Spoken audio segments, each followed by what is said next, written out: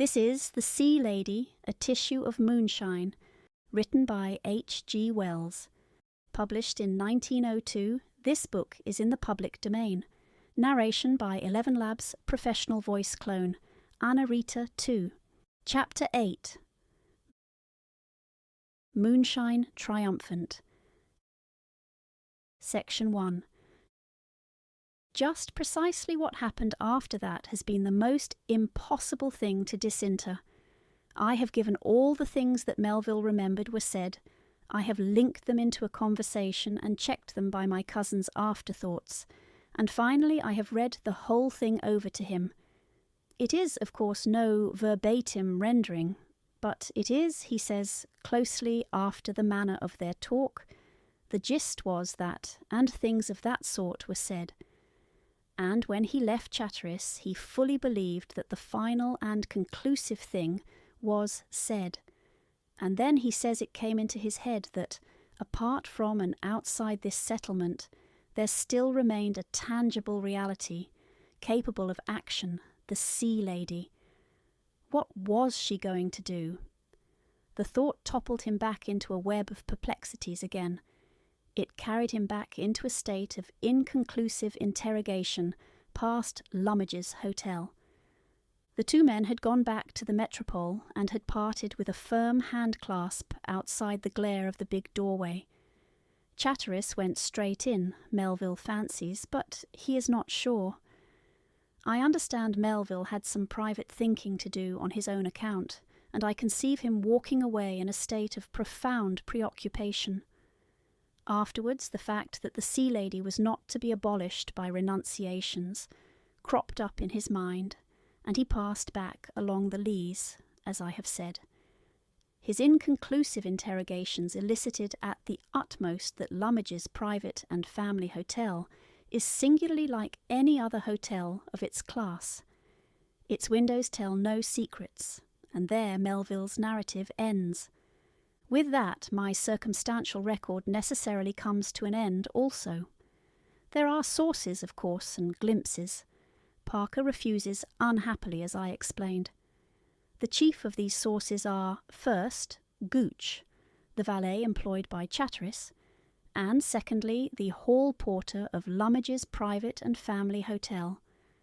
The valet's evidence is precise, but has an air of being irrelevant. He witnesses that at 11:15 he went up to ask Chatteris if there was anything more to do that night, and found him seated in an armchair before the open window, with his chin upon his hands, staring at nothing, which indeed, as Schopenhauer observes in his crowning passage, is the whole of human life. "More to do?" said Chatteris. "Yes, sir," said the valet. "Nothing," said Chatteris, "absolutely nothing." And the valet, finding this answer quite satisfactory, wished him good night and departed. Probably Chatteris remained in this attitude for a considerable time, half an hour, perhaps, or more. Slowly, it would seem, his mood underwent a change. At some definite moment it must have been that his lethargic meditation gave way to a strange activity, to a sort of hysterical reaction against all his resolves and renunciations. His first action seems to me grotesque and grotesquely pathetic. He went into his dressing-room, and in the morning his clothes, said the valet, was shied about as though he'd lost a ticket. This poor worshipper of beauty and the dream shaved.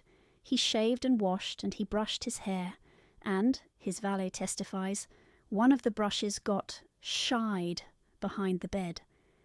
Even this throwing about of brushes seems to me to have done little or nothing to palliate his poor human preoccupation with the toilette. He changed his grey flannels, which suited him very well, for his white ones, which suited him extremely. He must deliberately and conscientiously have made himself quite lovely, as a schoolgirl would have put it. And having capped his great renunciation by these proceedings, he seems to have gone straight to Lummidge's private and family hotel and demanded to see the Sea Lady. She had retired. This came from Parker and was delivered in a chilling manner by the hall porter. Chatteris swore at the hall porter. "Tell her I'm here," he said. "She's retired," said the hall porter with official severity. "Will you tell her I'm here?" said Chatteris, suddenly white.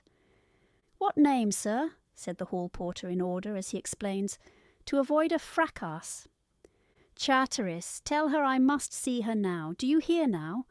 The hall porter went to Parker and came halfway back. He wished to goodness he was not a hall porter. The manager had gone out. It was a stagnant hour. He decided to try Parker again. He raised his voice. The sea lady called to Parker from the inner room. There was an interval of tension. I gather that the sea lady put on a loose wrap, and the faithful Parker either carried her or sufficiently helped her from her bedroom to the couch in the little sitting room. In the meanwhile, the hall porter hovered on the stairs, praying for the manager, prayers that went unanswered, and Chatteris fumed below. Then we have a glimpse of the sea lady. "I see her just in the crack of the door," said the porter. "As that maid of hers opened it, she was raised up on her hands and turned so towards the door, looking exactly like this." And the hall porter, who has an Irish type of face, a short nose, long upper lip, and all the rest of it, and who has also neglected his dentist, projected his face suddenly, opened his eyes very wide, and slowly curved his mouth into a fixed smile, and so remained until he judged the effect on me was complete. Parker, a little flushed, but resolutely flattening everything to the quality of the commonplace, emerged upon him suddenly. Miss Waters could see Mr. Chatteris for a few minutes. She was emphatic with the Miss Waters, the more emphatic for all the insurgent stress of the goddess, protestingly emphatic. And Chatteris went up, white and resolved, to that smiling, expectant presence. No one witnessed their meeting but Parker. Assuredly Parker could not resist seeing that, but Parker is silent. Parker preserves a silence that rubies could not break. All I know is this much from the porter. "When I said she was up there and would see him," he says, "the way he rooshed up was outrageous. This is a private family hotel. Of course one sees things at times even here, but—" "I couldn't find the manager to tell him," said the hall porter, "and what was I authorised to do? For a bit they talked with the door open, and then it was shut. That maid of hers did it, I lay." I asked an ignoble question. "Couldn't catch a word," said the hall porter. "Dropped to whispers instanter." Section 2. And afterwards, it was within 10 minutes of 1 that Parker, conferring an amount of decorum on the request beyond the power of any other living being, descended to demand of all conceivable things the bath chair. "I got it," said the hall porter with inimitable profundity, and then, having let me realise the fullness of that, he said, "They never used it." "No, no, he carried her down in his arms." "And out?" "And out." He was difficult to follow in his description of the sea lady. She wore her wrap, it seems, and she was like a statue, whatever he may have meant by that, certainly not that she was impassive. "Only," said the porter, "she was alive." One arm was bare, I know, and her hair was down, a tossing mass of gold. He looked, you know, like a man who's screwed himself up. She had one hand holding his hair, yes, holding his hair, with her fingers in among it. And when she see my face, she threw her head back, laughing at me, as much as to say, "Got him!" Laughed at me, she did, bubbling over. I stood for a moment conceiving this extraordinary picture. Then a question occurred to me. "Did he laugh?" I asked. "God bless you, sir. Laugh? No." Section 3. The definite story ends in the warm light outside Lummidge's private and family hotel. One sees that bright solitude of the Lias, stretching white and blank deserted, as only a seaside front in the small hours can be deserted and all its electric light ablaze. and then the dark line of the edge where the cliff drops down to the undercliff and sea, and beyond, moonlit, the channel and its incessant ships. Outside the front of the hotel, which is one of a great array of pallid white facades, stands this little black figure of a hall porter, staring stupidly into the warm and luminous mystery of the night that has swallowed Sea Lady and Chatteris together. And he is the sole living thing in the picture. There is a little shelter set in the brow of the lias, wherein, during the winter season, a string band plays. Close by there are steps that go down precipitously to the lower road below. Down these it must have been they went together, hastening downward out of this life of ours to unknown and inconceivable things. So it is I seem to see them, and surely though he was not in a laughing mood, there was now no doubt nor resignation in his face. Assuredly now he had found himself, for a time at least he was sure of himself, and that at least cannot be misery, though it led straight through a few swift strides to death. They went down through the soft moonlight, tall and white and splendid, interlocked, with his arms about her, his brow to her white shoulder, and her hair about his face. And she, I suppose, smiled above him and caressed him and whispered to him.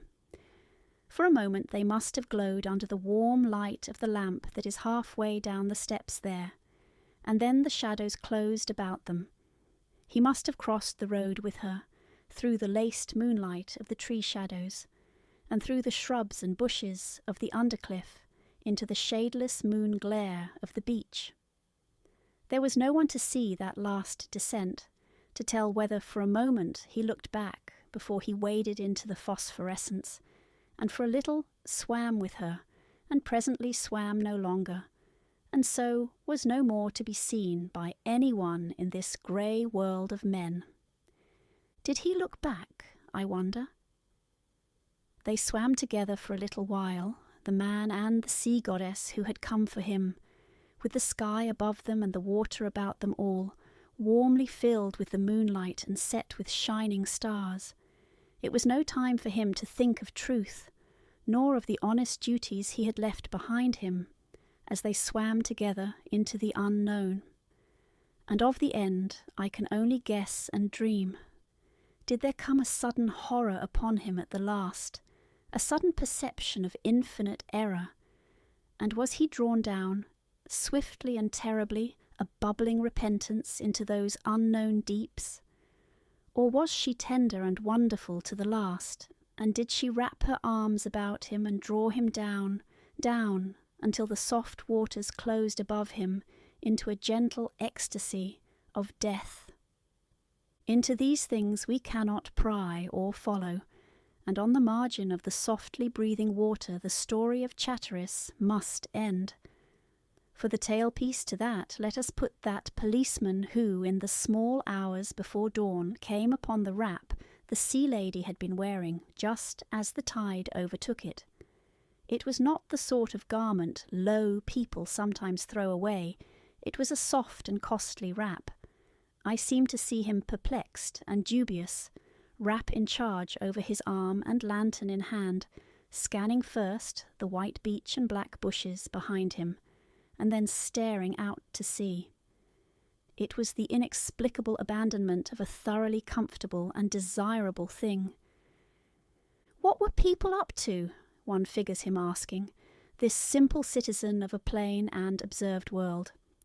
What do such things mean? To throw away such an excellent wrap. In all the southward heaven there were only a planet and the sinking moon, and from his feet a path of quivering light must have started and run up to the extreme dark edge before him of the sky. Ever and again the darkness east and west of that glory would be lit by a momentary gleam of phosphorescence, and far out the lights of ships were shining bright and yellow. Across its shimmer a black fishing smack was gliding out of mystery into mystery. Dungeness shone from the west, a pinpoint of red light, and in the east the tireless glare of that great beacon on Grenay wheeled athwart the sky and vanished and came again. I picture the interrogation of his lantern going out for a little way, a stain of faint pink curiosity upon the mysterious vast serenity of night. The end.